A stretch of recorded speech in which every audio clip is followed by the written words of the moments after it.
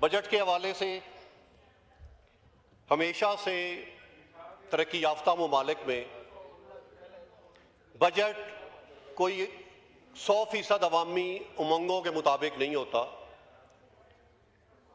Budget में हमेशा तरक्की याफ्ता ममालिक में वसाइल को देखते हुए बजट बनाया जाता है और उस हिसाब से अगर देखा जाए तो जिन हालात से आज पाकिस्तान गुजर रहा है, उस हालात को देखते हुए एक वफाकी हुकूमत ने एक मुतवाज़न बजट दिया है।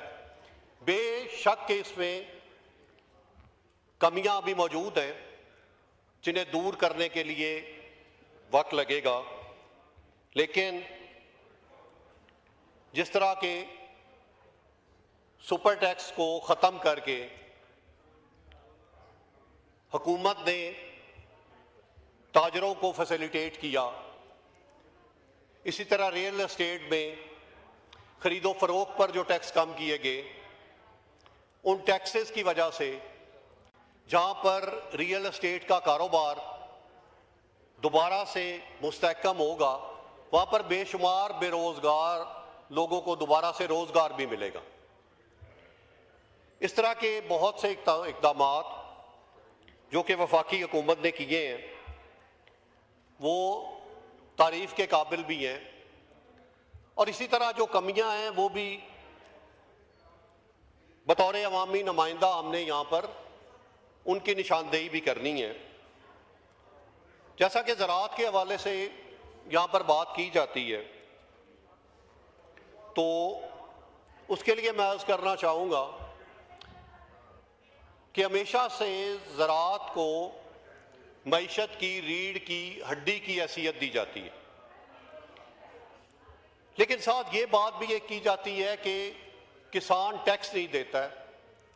जनाब स्पीकर, एक जिम्मेदार शहरी पाकिस्तानी शहरी होने के नाते किसान हर तरह के टैक्स अदा कर रहा है। किसान मालिया अदा कर रहा है, किसान आबियाना अदा कर रहा है, किसान ज़री इनकम टैक्स अदा कर रहा है। किसान आपके मुल्क पाकिस्तान से कोई भी चीज़ खरीदता है तो जहां बाकी पाकिस्तानी शहरी टैक्स अदा कर रहे हैं वहां पर वो किसान भी टैक्स अदा कर रहा है। एक तो ये तासर जो हमेशा से चला आ रहा है कि किसान या जिम्मेदार टैक्स नहीं अदा करता है। आप ये रिकॉर्ड अपना दुरुस्त करें कि किसान जो है वो एक जगह पे नहीं, वो 10-10 जगह पे टैक्स अदा कर रहा है। वो बिजली के बिलों की शक्ल में टैक्स अदा कर रहा है, वो मालिये की शक्ल में टैक्स अदा कर रहा है, वो अबियाना की शक्ल में टैक्स अदा कर रहा है, वो ज़री इनकम टैक्स की शक्ल में टैक्स अदा कर रहा है, और फिर ये कहा जाता है कि किसान टैक्स अदा नहीं कर रहा। लेकिन आप देखें कि किसान को आप क्या दे रहे हैं।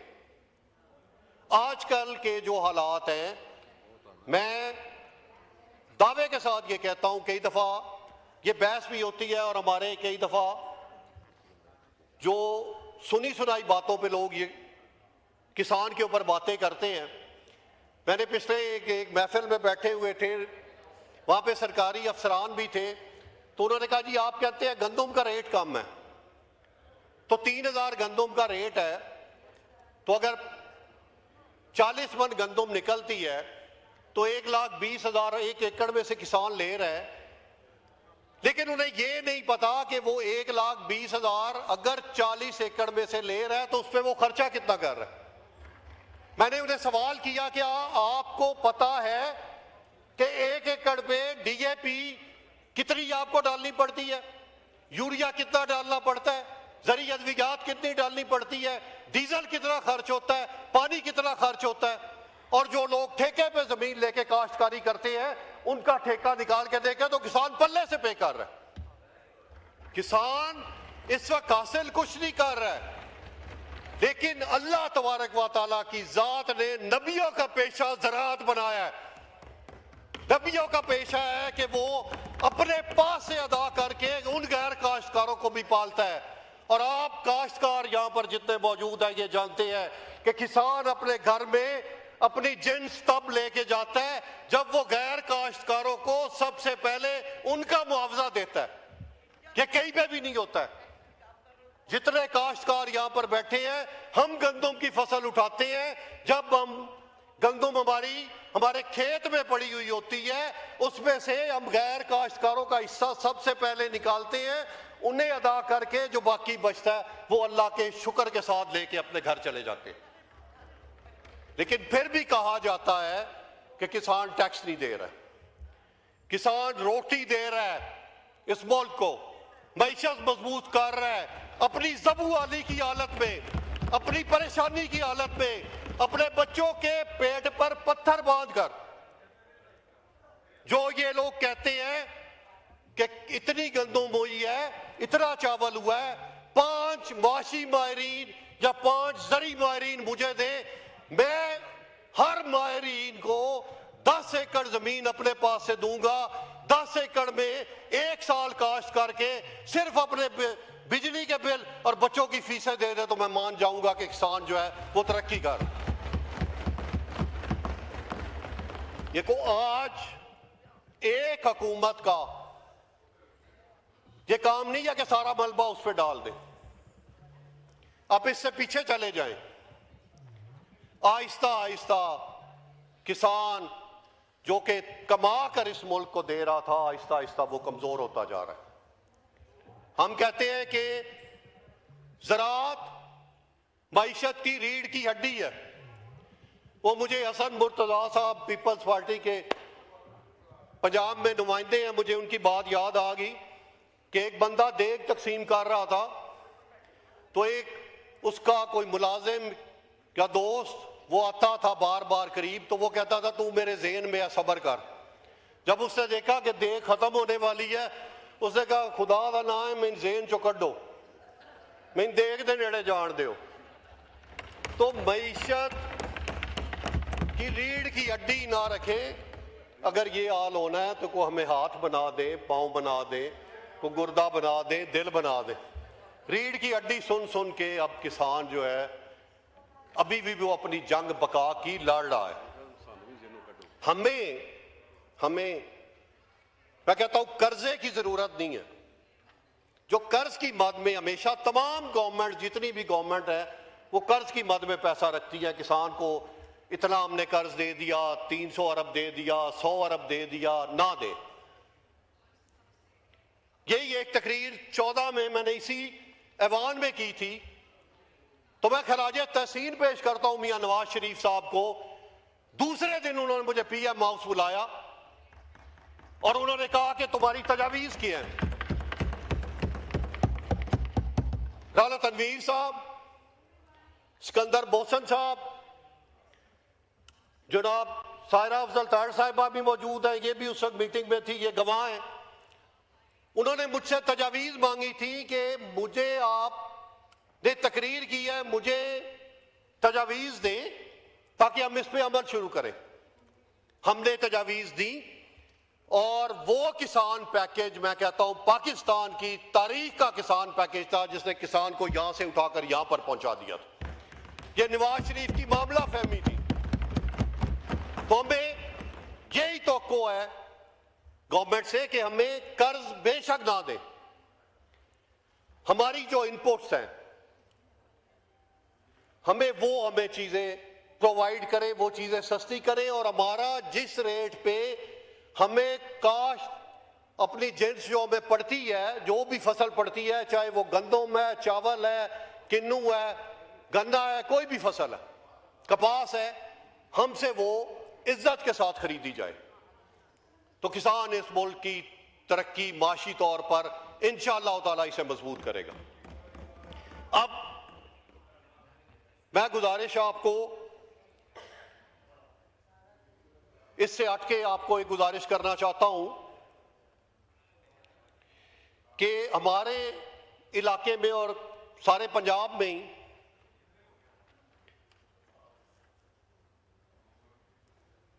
कच्ची आबादियों का मसला है।